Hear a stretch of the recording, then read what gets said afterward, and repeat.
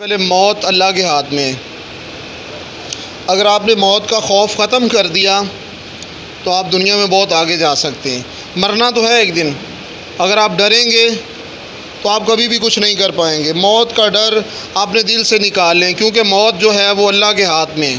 دوسرا، رزق اللہ تعالیٰ کے ہاتھ میں ہے، رزق کسی کے ہاتھ میں نہیں ہے۔